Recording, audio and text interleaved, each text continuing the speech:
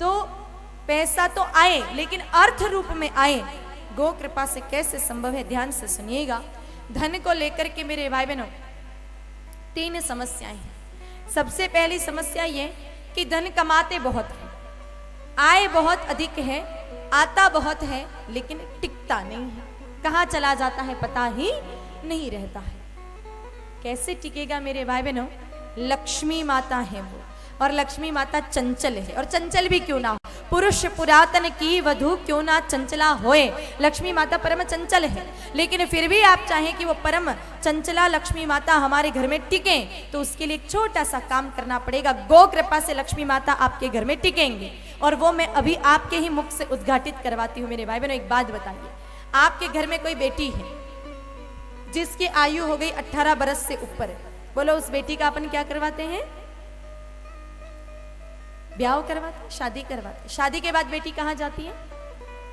जोर से बोलिए थोड़ा। ससुराल। वापस आती है कि नहीं आती है? आती है। फिर आने के बाद कितने दिन रुकती है? 1 दिन, 2 दिन, 4 दिन, 5 दिन। जमाई जमदूत जैसो नहीं होवे तो महीनों भर भी रुक जावे।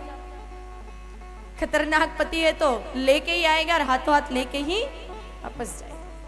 तो ज्यादा से ज्यादा महीना भर रुक जाएगी, लेकिन फिर तो जाना पड़ेगा ना बेटी को ससुराल शादी के बाद। तो अब आप चाहें कि बेटी का विवाह हो जावे और बेटी को ससुराल भी नहीं जाना पड़े, बोलो ये संभव है क्या? नहीं है ना। सामान्य दृष्टि से देखा जाए तो बिल्कुल संभव नहीं है, लेकिन एक उपाय है। आप अपने बेटी के पति को यानी कि अपने जमाई को घर जमाई बना दो। बोलो घर जमाई बना दिया, उसके बाद बेटी कहीं जाएगी क्या? जहां पति है वहीं पत्नी जाएगी। पति आपके घर है तो जो पत्नी है आपकी बेटी है वो भी आपके घर पर ही रहेगी। अब इस पूरे मेरे भाई बहनों विषय को समझना।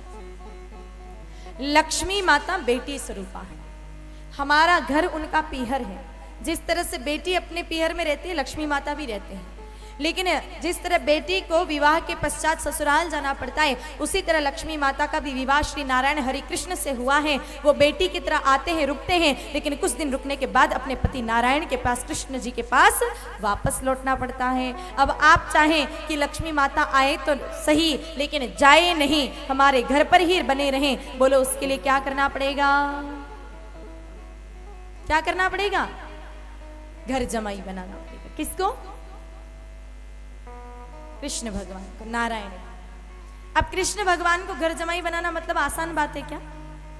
आप देखना इन जगत के जमाइयों के माताओं कितने नाटक होते हैं। घर में कोई सामान्य मेहमान आ जावे तो आप एक सब्जी बनाओगे अथवा एक मिठाई रखोगे तो भी काम चल जाएगा। लेकिन जिस दिन घर में जमाई जी आवे, कवरसा आवे, जिस दिन पावणे आवे, उस दिन मिठाइयाँ तो चाहिए 3, सब्जियां चाहिए 4, और रोटी पर घी तो पूरा तैरता हुआ नजर आना चाहिए, तब जाकर के जगत के जमाई राजी होते हैं। अब विचार करें ना कि इन जगत के जमाइयों के ही इतने नाटक हैं, और उस जगन्नाथ को घर जमाई बनाना है तो बात आसान है क्या? नहीं है, बहुत आसान है। क्योंकि ये जगत के जमाई नाटक करते हैं, बाकी वो जगन्नाथ कभी नाटक नहीं करता है। अगर आपको जगन्नाथ को यानी कि प्रभु को, नारायण को, हरि को, कृष्ण जी को घर जमाई बनाना है तो आप एक छोटा सा काम कीजिए। एक प्यारी सी देसी गाय माता जी घर में ले आइए, उनकी प्रेम से भाव से मां मानकर, भगवान मानकर के सेवा कीजिए, तो मेरे भाई बहनों कृष्ण कन्हैया जी की कृपा अपने आप हो जाएगी। आप गौ माता की मां मानकर सेवा करें तो कन्हैया अपने आप दौड़े दौड़े आपके घर में आ जाएंगे। क्योंकि कहते हैं कि जहां गैया वहीं पर कन्हैया, और जहां कन्हैया वहीं पर लक्ष्मी मैया। जब कृष्ण कन्हैया को आप अपने घर पे ले आए तो फिर लक्ष्मी माता कहाँ जाएंगी? वो दौड़े दौड़े दौड़े दौड़े आपके घर पर पक्का